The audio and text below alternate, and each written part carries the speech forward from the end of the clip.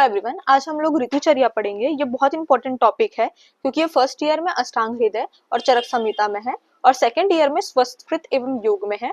बहुत इंपॉर्टेंट है क्योंकि इससे 10 नंबर का क्वेश्चन हमेशा बनता है फर्स्ट ईयर और सेकंड ईयर दोनों में। ऋतुचर्या का अर्थ है ऋतु अर्थात सीजन, चर्या का अर्थ है चर्य शब्द चर धातु से बना हुआ है। इसका मीनिंग होता है गति या भक्षण। गति का अर्थ होता है विहार और भक्षण का अर्थ होता है आहार। शास्त्र नियम अनुसार आचरण को भी चर्या कहा जाता है। हम शास्त्रों के अनुसार जो आचरण करते हैं उसे ही चर्या कहा जाता है, जैसे दिनचर्या, ऋतुचर्या, रात्रिचर्या, ऐसा। अंतः ऋतुओं में शास्त्रोक्त नियमों का आचरण या ऋतुओं के अनुसार आहार विहार का वर्णन ऋतुचर्या के अंतर्गत किया जाता है। ऋतुचर्या के अंतर्गत क्या बताया जाता है कि हर ऋतु में, हर सीजन में कैसा आहार विहार लेना है, क्या नहीं खाना है, क्या खाना है। ठीक है, तो हम कितनी प्रकार की ऋतु होती है तो ऋतु का विभाजन देखेंगे। मानसे द्विसंख्ये मेधादे क्रमा शरत्व स्मृता शिशिरो अथ वसंतश्च ग्रीष्मो वर्षा शरद हिमा। शिशिर, वसंत, ग्रीष्म, इन तीनों को आधान काल में गिना है। वर्षा, शरद और हेमंत ये सब जो है वो विसर्ग काल है। आधान काल को ही उत्तरायण बोला जाता है और विसर्ग काल को ही दक्षिणायन बोला जाता है। ऐसी 6 ऋतु होती है और एक ऋतु के 2 मंथ माने गए हैं। तो ऐसे कितने मंथ हो गए? 12 मंथ हो गए। ऋतु कितनी है? 6 ऋतु हो गई। ऋतु कौन कौन सी है? शिशिर, वसंत, ग्रीष्म, वर्षा, शरद, हेमंत। लाइन वाइज याद करना है। पहले हम देखेंगे आदान काल क्या होता है। आदान काल है तस्मिन हयार्थ तीक्ष्ण उष्ण रुक्ष मार्ग स्वभावत आदित्य पवना सौम्य छपयंती गुणा भुवन तिक्त कषाय कटुको बलिनो अर्थ रस क्रमात्।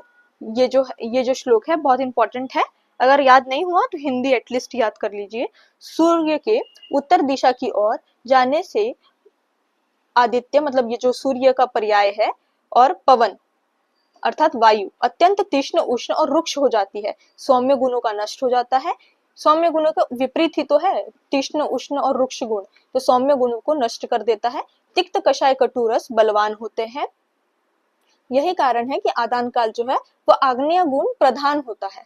वैसे ही विसर्ग काल हम देखेंगे तो विसर्ग काल का श्लोक है यद बलम विसर्जयम सौम्यत्वाद सोमो ही बलवान धीयते रवि। विसर्ग काल में वायु अत्यंत रुक्ष नहीं होती, मतलब रुक्ष वायु नहीं होती। जैसे आदान काल में जो वायु होती है वो अत्यंत रुक्ष होती है, तीक्ष्ण होती है और रुक्ष होती है।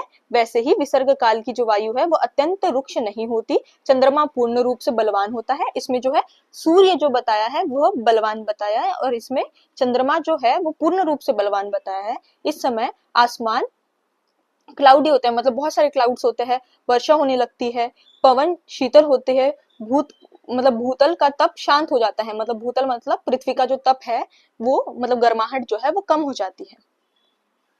ऐसे ही हम अभी आदान काल और विसर्ग काल में डिफरेंस देखेंगे। आदान काल जो है वो शिशिर, वसंत, ग्रीष्म। विसर्ग काल है वर्षा, शरद, हेमंत। आदान काल में सूर्य उत्तरायण होता है और विसर्ग काल में सूर्य दक्षिणायन होता है। आग्नेय गुण प्रदान होता है, विसर्ग काल में सौम्य गुण प्रदान होता है। वायु अत्यंत रुक्ष होती, वायु जो है आदान काल में अत्यंत रुक्ष होती है। वही विसर्ग काल में वायु में रुक्षता की अधिकता उतनी नहीं होती है जितनी आदान काल में होती है। नेक्स्ट जो है वो है आदान काल में चंद्रमा का बल क्षीण होता है, मतलब चंद्रमा का बल कम होता है, सूर्य का बल अधिक होता है। वैसे ही विसर्ग काल में चंद्रमा का बल पूर्ण होता है। वही आदान काल में सूर्य का बल पूर्ण होता है और विसर्ग काल में सूर्य का बल क्षीण होता है। ये विपरीत लिखा हुआ है एक दूसरे से। आदान काल में सूर्य वायु सांसारिक वस्तु का शोषण करती है, वही विसर्ग काल में चंद्रमा सांसारिक वस्तुओं को तृप्त करता है।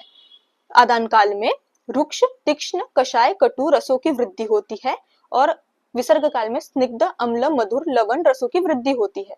आदान काल में दुर्बलता की प्राप्ति होती है और वही विसर्ग काल इससे विपरीत क्रमश बल की प्राप्ति होती है। ऐसे ही हम नेक्स्ट टेबल पे जाएंगे, वो है ऋतु। ये भारतीय मास बताए हैं, अंग्रेजी मास बताए हैं, राशि बताई है और शारीरिक बल बताया है। अब इसमें से राशि नहीं भी याद हुई तब भी चलेगा, बट इन तीनों को याद करना है। एमसीक्यूज में ये कुछ भी पूछा जा सकता है। जैसे अगर पूछ लिया कि जनवरी फेब में कौन सा ऋतु होता है तो आपको आना चाहिए शिशिर, वसंत, ग्रीष्म, वर्षा, शरद, हेमंत। शिशिर में माघ और फाल्गुन होता है। जनवरी, मार्च, इसमें श्रेष्ठ जो होता है बल जो है वो अधिक श्रेष्ठ होता है। वसंत में चैत्र, वैशाख मार्च और मई मंथ इसमें होता है। और बल कैसे होता है, मध्यम बल होता है। ग्रीष्म में ज्येष्ठ आषाढ़ मई जुलाई आता है इसमें, और बल कैसे होता है, अल्प बल होता है। वर्षा में श्रावण भाद्रपद, इसमें जुलाई सितंबर, इसमें बल कैसा होता है, अल्प बल। शरद में अश्विन कार्तिक सितंबर नवंबर, और इसमें बल कैसे होता है, मध्य बल होता है। हेमंत में मार्गशीर्ष और पौष मंथ आता है, इसमें नवंबर और जनवरी आता है। इसमें बल कैसा होता है, श्रेष्ठ बल। याद करने का बहुत इजी तरीका है, इसमें अल्प बल, इसमें मध्य बल, और इन सब में श्रेष्ठ बल। ये बहुत इजीली याद हो जाएगा अगर आपको मंथ लाइन वाइज याद है तो।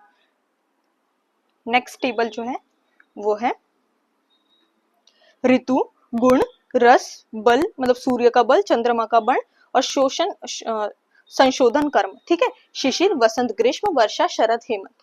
शिशिर में कैसा होता है, रुक्ष होता है, क्योंकि ये जो तीन है ये आदान काल की है, और ये जो तीन है ये विसर्ग काल की है। तो आदान काल में अत्यंत रुक्षता होती है, तो इसमें क्या होता है, शिशिर में रुक्षता होती है, वसंत में अधिक रुक्षता होती है, और ग्रीष्म ऋतु में अत्यंत रुक्षता होती है। वर्षा में स्निग्धता, शिशिर में अधिक स्निग्धता, और हेमंत में अत्यंत स्निग्धता। तो ये इसी के विपरीत है, तो आपको जल्दी याद हो जाएगा। सेम हम ऐसे देखेंगे, शिशिर में तिक्त रसाय, वसंत में कषाय रसाय, और ग्रीष्म में कटु रस, वर्षा में अम्ल रस, शरद में लवण रस, और हेमंत में मधुर रस। कैसे याद करोगे, लिखने के तरीके से, मधुर, अम्ल, लवण, कटु, तिक्त, कषाय। कैसे, मधुर, अम्ल, लवण, कटु, तिक्त और कषाय। मधुर, अम्ल, लवण, कटु, तिक्त, कषाय। मधुर, अम्ल, लवण, कटु, तिक्त, कषाय। इस प्रकार से आप याद कर सकते हो। नेक्स्ट, सूर्य और चंद्र के बल के अनुसार। शिशिर में आदान काल है, मतलब गर्मी ज्यादा होगी, तो सूर्य का बल सबसे ज्यादा होगा, तो पूर्ण बल। वसंत में पूर्णतर बल, ग्रीष्म में पूर्णतम बल। ऐसे ही विसर्ग काल में इसी के विपरीत, इसमें सूर्य का बल कैसे हो जाता है, कम हो जाता है, चंद्रमा का बढ़ जाता है, तो सूर्य का बल कैसे हो जाएगा, क्षीण हो जाएगा। शरद में शीर्तर हो जाएगा, हेमंत में क्षीणतम हो जाएगा। ऐसे ही आप चंद्रमा का बल इसी के विपरीत है। संशोधन कर्म में शिशिर में आप करोगे दीपन पाचन, वसंत में करोगे वमन, ग्रीष्म में करोगे वातहर द्रव्य, वर्षा में करोगे बस्ती, शरद में विरेचन, और हेमंत में भी बस्ती। ऐसे एक टेबल है, वो है शिशिर, वसंत, ग्रीष्म, वर्षा, शरद और हेमंत। इसमें वात, पित्त और कफ का हमें संचय, प्रकोप और प्रसर देखना है। बहुत इजी टेबल है और बहुत इंपॉर्टेंट है। ऐसा पूछा जाता है कि शरद ऋतु में किसका प्रकोप होता है, किसका क्या करना चाहिए, क्या नहीं करना चाहिए, तो बहुत इजी है। ऐसे शिशिर, वसंत, ग्रीष्म, वर्षा, शरद, हेमंत। तो पहले संचय, प्रकोप, प्रसर, मैं लिखने का तरीका बता रही हूँ।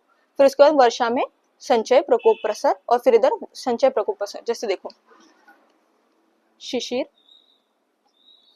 वसंत, ग्रीष्म, वर्षा, शरद और हेमंत। इधर वात, पित्त और कफ। कैसे लिखना है, इस नंबर से चालू करना है, 1 2 3। संचय, प्रकोप, प्रसर। फिर सेम यहाँ नीचे से संचय, प्रकोप और प्रसर, फिर ऊपर से संचय, प्रकोप और प्रसर। बहुत इजी वे है, याद हो जाएगा इसी से, और एमसीक्यूज भी सॉल्व हो जाएंगे। ऐसे से आप ये टेबल याद कर सकते हो। Thank you.